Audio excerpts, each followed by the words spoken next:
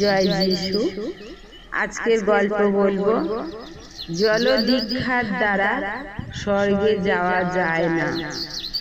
প্রিয় ভাই বোন, আমাদের দেশে কিছু প্রচারক ভাইয়েরা জোর গলায় এই কথাই বলে থাকেন যে জলদীক্ষা ছাড়া এই জগতের কোনো মানুষই স্বর্গে যেতে পারবে না।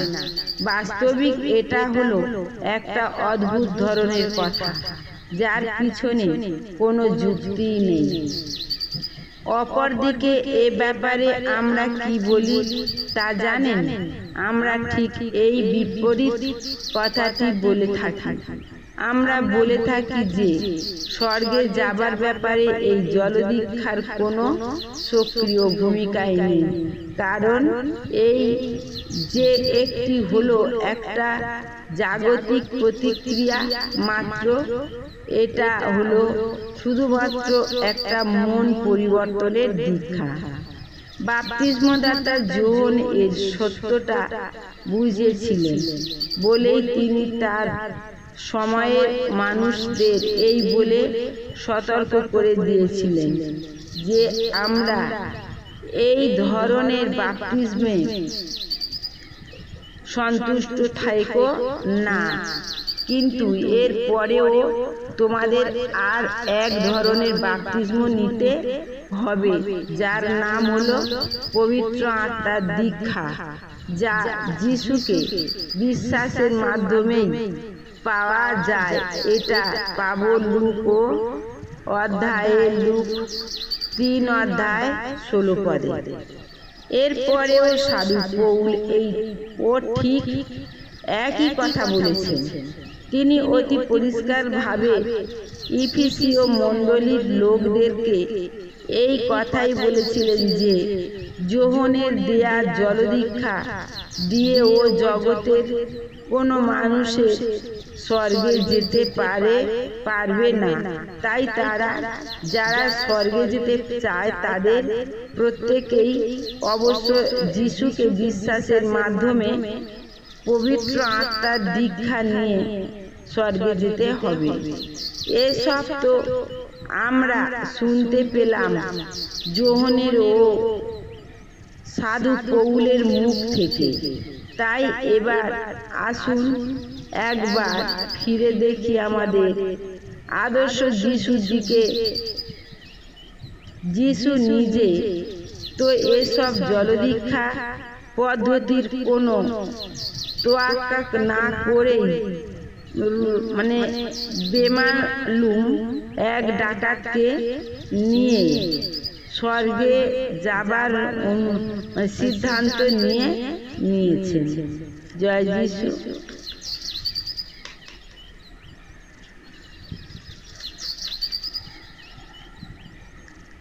ক্রুশে ঝুলতে ঝুলতে যিশুর ডান দিকে ডাকাতটি যিশুকে জিজ্ঞাসা করে নিয়েছিল যে যিশু হলেন প্রকৃত ঈশ্বর পুত্র, পাপের ক্ষমা দানকারী মুক্তিদাতা এবং তাদের মতো পাপীদের স্বর্গে নিয়ে যাবার জন্য একমাত্র পথ। ডাকাতটি কোনো জলদীক্ষা না নিয়ে সত্ত্বেও তার শুধুমাত্র এই বিশ্বাসের জন্যই সে যিশুর সঙ্গে স্বর্গে যাবার অধিকার পেয়েছিল।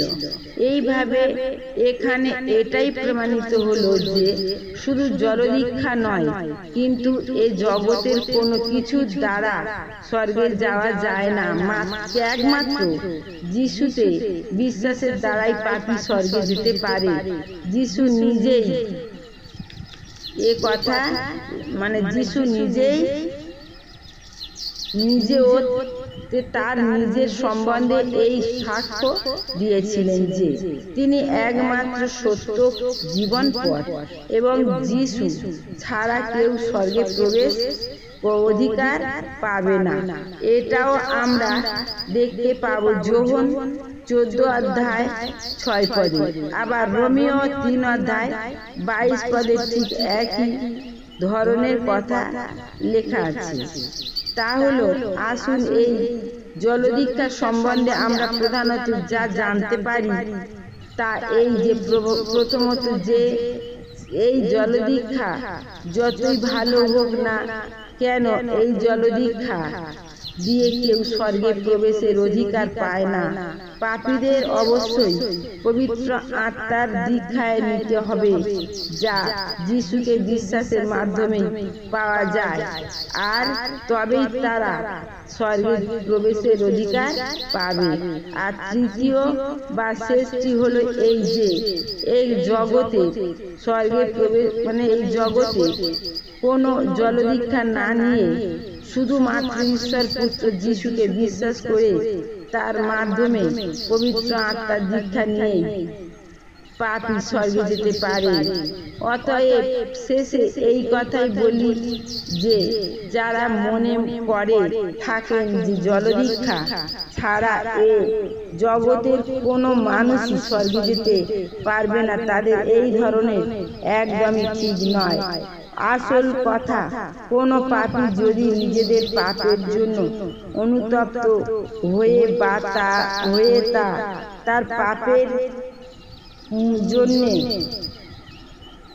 পাপের জন্য যিশুর কাছে ক্ষমা চায়, যিশুকে ঈশ্বর পুত্র বলে স্বীকার করে নেয় এবং তার কাছে পাপটি তার স্বর্গে যাবার বাসনা জানায়, তবে যিশুর ক্ষমতার দৌলতে তারই দয়াতে ওই পাপীটি বিনা জলদীক্ষায় স্বর্গে প্রবেশের অধিকার পাবে।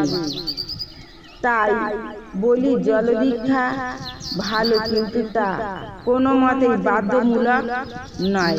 বাইবেলের যোহন 3:5 এই কথা লেখা আছে যে যদি কেউ জল ও আত্মা হতে না জন্মে তবে সে ঈশ্বরের রাজ্যে প্রবেশ করতে পারবে না। অনেকেরই জানতে চায় যে এই জলটা কি ধরনের জল, বা এই আত্মাই বা কি ধরনের আত্মা। কোনোটা সন্দেহ নয় যে এই আত্মাটি এ জগতের কোনো পার্থিব জল হতে পারে না, কিন্তু এটা হলো এক ধরনের আত্মিক জল, যা উৎসস্থল যিশু নিজেই, এবং যা জীবন্ত জলের নদীর মতো প্রবাহিত হয় তাদেরই অন্তরে যারা থাকে বিশ্বাস করবে। এছাড়া এই আত্মাটিও কোনো সাধারণত আত্মা